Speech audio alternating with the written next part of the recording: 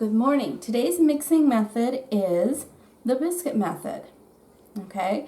And what better way to demonstrate this than making baking powder biscuits? Okay? The biscuit method, which you may also hear called the pastry method, depends on what you are making. It's the same method to make pie crust, so then it might be called the pastry method instead of the biscuit method. But it starts with one bowl full of your dry ingredients. So in here I have my flour, baking powder, sugar, salt, and cream of tartar. Cream of tartar is not a liquid. I've noticed in class a lot of people will go looking for it, and it's actually a white powdery substance.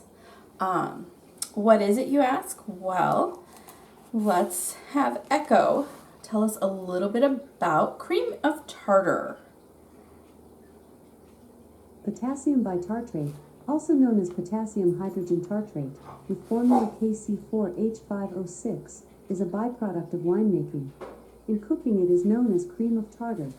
It is processed from the potassium acid salt of tartaric acid. The resulting powdery acid can be used in baking or as a cleaning solution. Potassium bitartrate has a low solubility in water. Alright, so it's an acidic ingredient from winemaking that will react with our baking powder to give us a little more poof in our biscuits. Okay, so what you do is you take your dry ingredients in a bowl, and to them you are going to add your fat.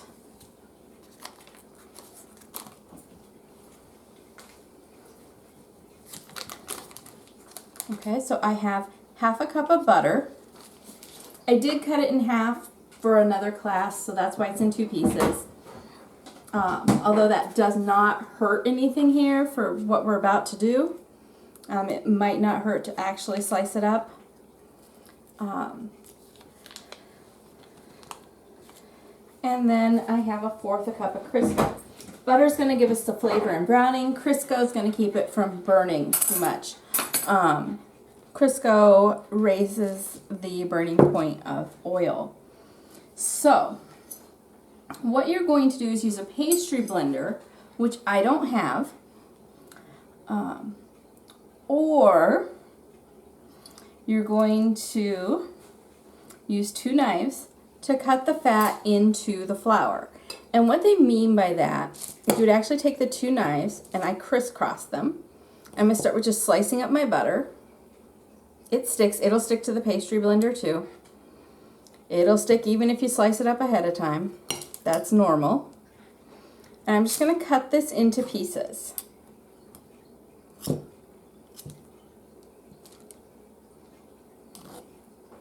Okay. And I'm going to do this till it resembles coarse crumbs about the size of peas.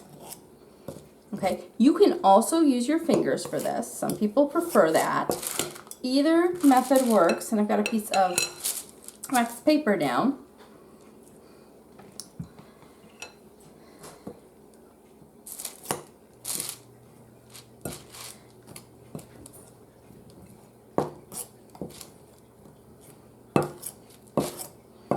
Okay, so we're just going to cut this.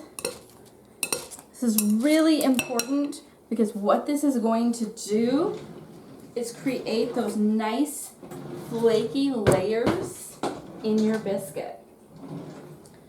Okay, I thought I had some non-stick pad, but I do not. So we're just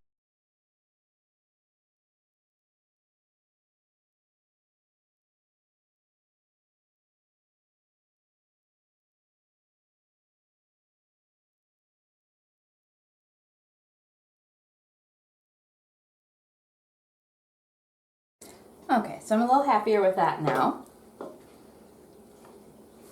Next part's really easy. We are going to make a well in the center. And that well is just that little hole there. Position my fork. And then I'm going to pour in the milk. Okay, so that's 1 cup of milk. My hand is still really messy, but that's okay. It's going to get messier. And we're just going to stir this with a fork until we have everything incorporated. We're still watching out for overmixing to avoid the development of gluten. Okay. Now, as a bread, we have two types of bread. We have yeast breads and quick breads. Okay, pancakes and biscuits are quick breads. Pancakes are what's referred to as a pour batter. This is what's referred to as a soft dough. With pancakes, we had a 1-to-1 ratio of flour and liquid. With biscuits, it's 3-to-1. 3 cups of flour to 1 cup milk. All right, and once you have this stirred together and it's wanting to form a ball, that's awesome. Okay. We are now going to turn this out on a piece of wax paper that we have lightly floured. So I have about 1/4 cup of flour I've set aside over here. And we don't want to go too crazy with the flour because that'll dry out and toughen up our biscuits. So what I do is I just dump everything out onto the table. It's not quite fully mixed, that's okay. My hands can fix that. All right, so I'm going to pull that together. What I generally do is I just take and kind of fold it a couple times. And you will find that your wax paper slides. You can do this straight on the counter.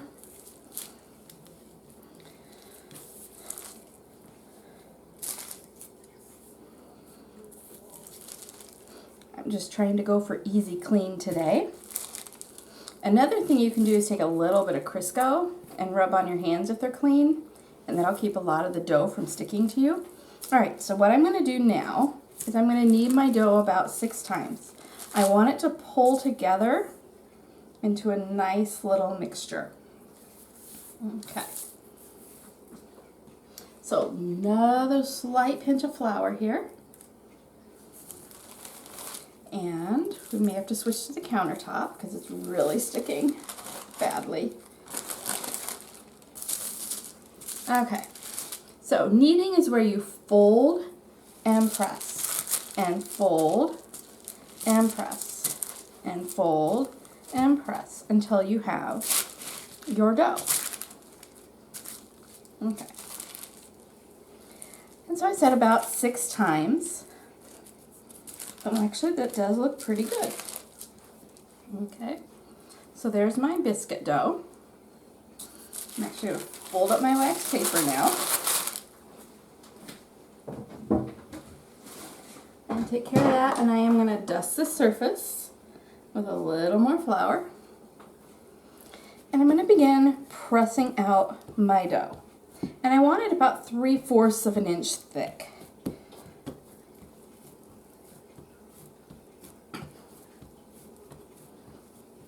Okay.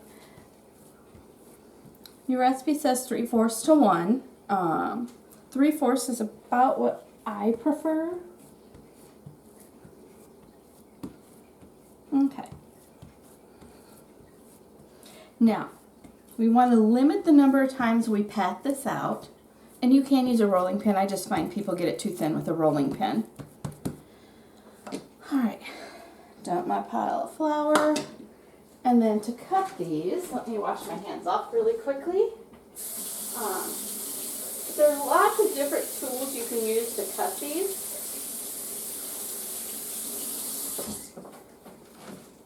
My personal favorite is to use my circle cutters. Otherwise, I just use a glass. I have not gone out and bought a biscuit cutter. Just for the simple fact, I have these for so many other purposes. I don't see the point in having an extra tool. That's just me. So, I kind of flour the edge of that. I'm going to cut my first biscuit. I'm going to line it up on the edge. I want to avoid wasting any dough. So I'm going to go right on the edge here. And I'm going to push straight down. Don't twist. When you see the people that set it down and they twist it, that will actually seal off your edges and it will prevent it from rising as high. And it goes straight onto your pan. You do not have to grease your pan. Okay, so twisting, no. is just straight down and lift up. Sometimes the dough is going to come with it, sometimes it won't. And it's hard because like I'm sitting here wanting to wiggle this and everything and I can't. I want to just go straight down and up. That one tried to leave, so I'll pick him up.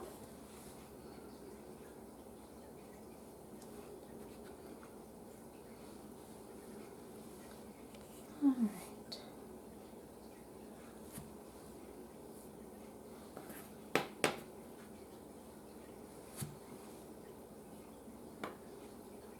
Okay, so that gave us about 6.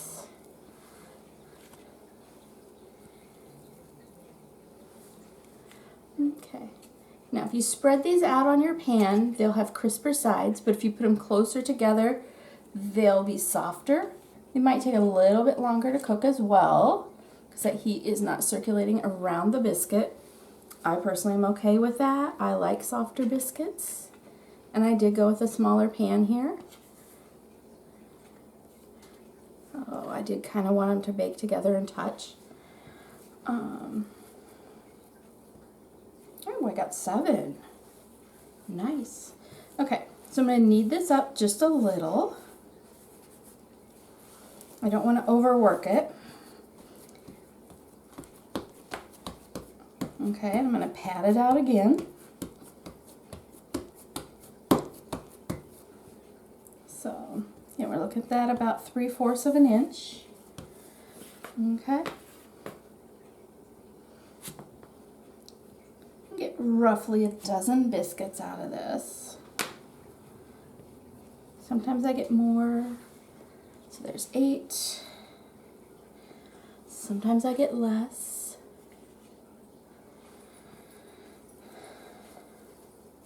So we have 9.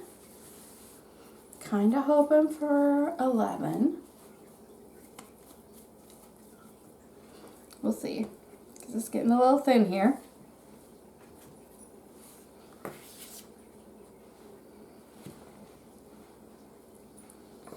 There's 10. Let's see if we can get an 11th. This is the part where it's kind of like, please don't judge. But let's see if I can't smash that in enough to get me something. Cut off that edge. We'll see how that turns out. I've never done that before, so. But I really wanted one more. All right, so that's what I have left. I'm just gonna pitch that. I have no use for it. All right, so those go in a 450-degree oven for at least 12 minutes. I'll check them at 12 and see if they're ready. All right. If you remember making the pork chops in Nutrition and Culinary Arts Essentials, this is going to be an easy recipe for you. Okay, so what I'm doing is while my biscuits are baking, I'm just making some sausage gravy to go with them. And so we start with just browning some sausage. This is just typical breakfast sausage. Came out of a tube, because that was the last thing available in the store. Literally the last tube.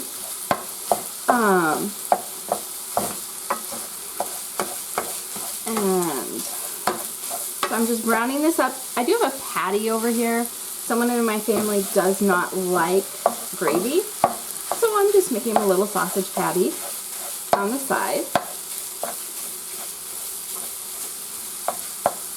I'll set that out for them to eat separately, because I'll want biscuits and jelly and honey and so forth. Nothing wrong with that. I did not put any fat in with my sausage. Some people add a little bit of grease, especially bacon fat. I'm just going straight with the sausage fat. It doesn't need any more. And you're just going to brown this until it is no longer pink. You're not draining it. You're going to be using that fat to make your gravy.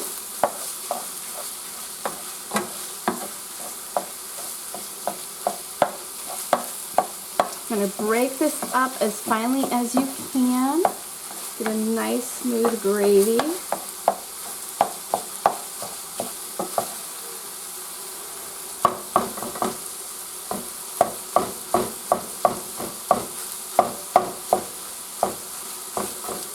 It smells really good.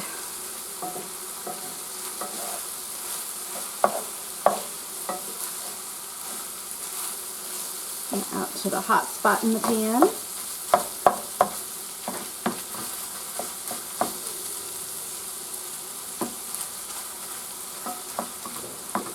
It will take just a little bit longer to cook.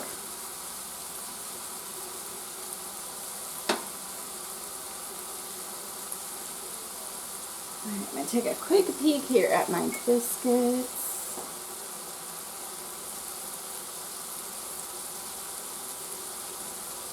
Beautiful.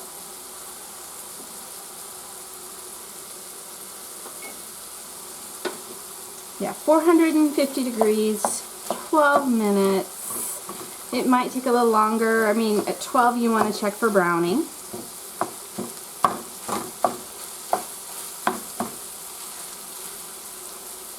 He is not done yet. I can probably bring that heat up just a smidge.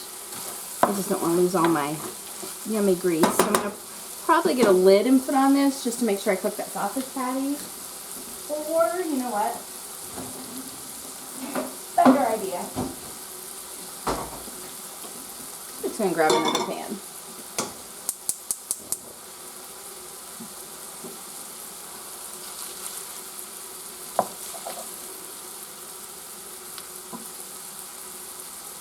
Echo, how much time left on timer?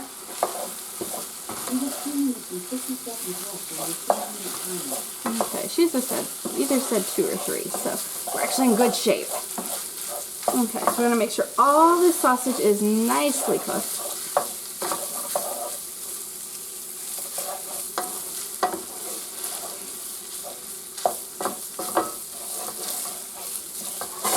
Looking really good here. Uh-oh, I just found some uncooked. Get that down in there. It probably came off my wooden spoon. I'll just clean that real quick.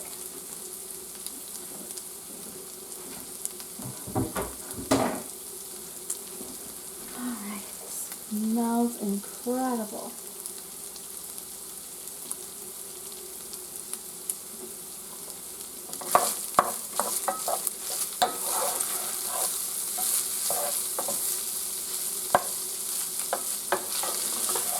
Alright, so the next thing we're going to do is we're going to sprinkle on about half the flour. So I've got a 1/3 cup of flour here. I will post the link for this recipe. It's off of the Food Network site. We're going to stir that in and let it soak up that fat.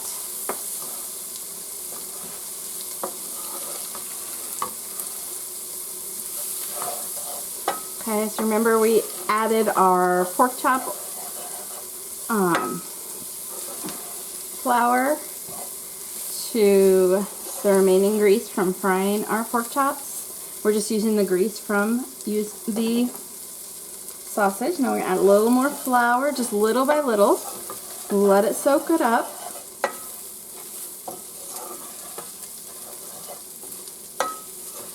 Stir it in.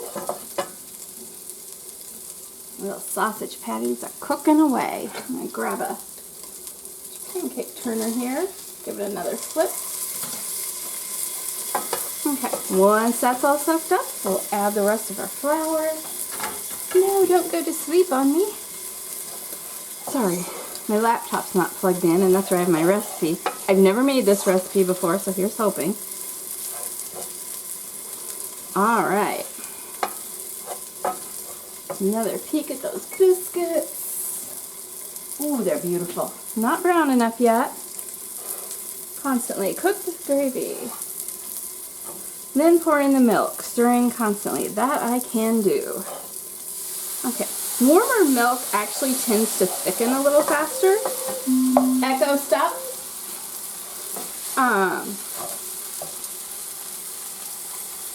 So I usually add my milk a little bit at a time.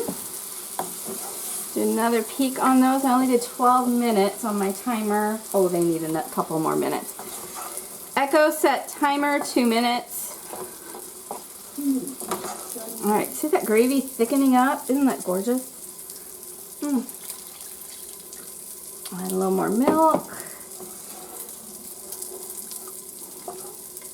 And this can take 10 to 12 minutes if you just dump that milk in. So I try to go a little bit of milk at a time. That's just my personal preference. Some people are fine just dumping it all in and taking time. Other people will actually warm their milk up in the microwave. You can do that if you're using a microwave safe measuring cup. See, I'm starting to see the bottom of that for a couple seconds. That tells me I am about ready to add the rest of my milk. Okay. Now we don't want to crank the heat up. That'll burn our gravy. Milk burns without you even knowing it. So we're going to stir this. Okay.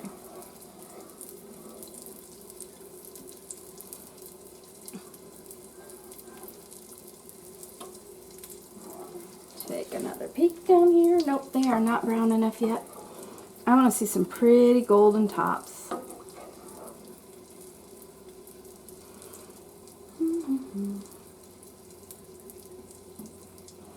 Okay, so while this is heating back up to thicken, I am going to add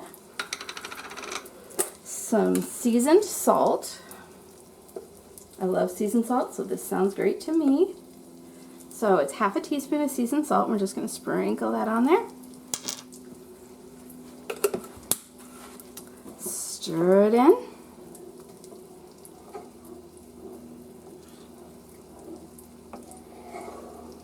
Make sure you're scraping those edges. Echo, stop. Echo and I have become friends lately. What would you like to play next? Nothing? Canceling.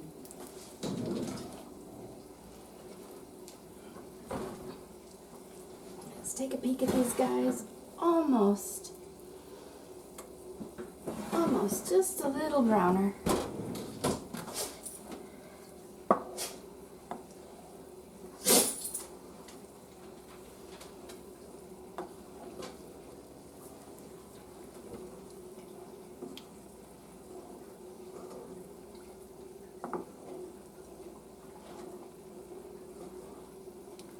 We're going to keep going. It's starting to thicken up a little, but it's got to get really thick and luscious, as the recipe says. So I'm going to grind in some pepper. It actually says add about 2 teaspoons of pepper.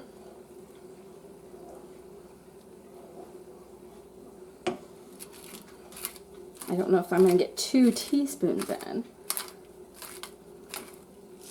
But freshly ground pepper,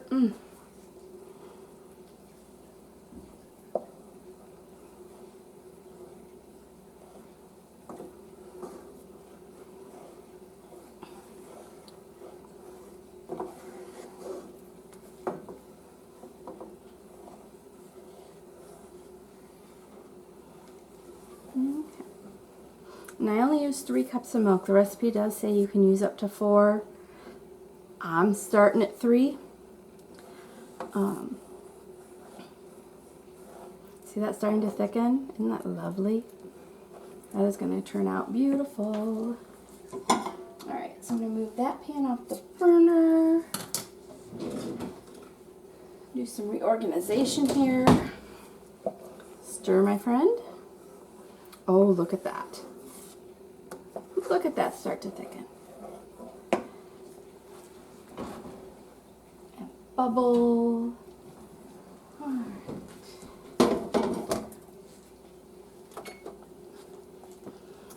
there's my biscuits fresh from the oven. Bubbly gravy starting to really thicken up. My family likes really thick gravy, so I'm going to let this keep going until it is good and thick. But I will get a shot of those biscuits. Okay, this is the funny one I made at the end. But look at these, aren't they nice? And the thick gravy. Got to thicken up just a little more.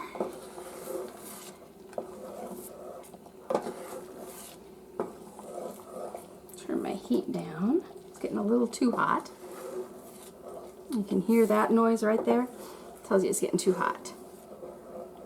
Okay, I think we could use a little more pepper.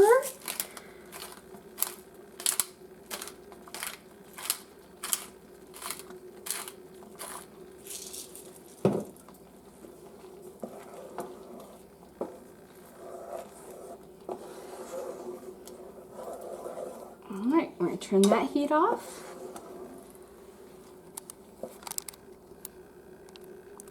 Alright, so there is our gravy and our biscuits. Okay, and again with the biscuits, that whole mixing method we did, this is why we wanted to get these gorgeous layers. Beautiful browning on the bottom, steamy and moist and layered and flaky. That is a good biscuit. I hope you guys enjoy, and I will talk to you soon. Bye.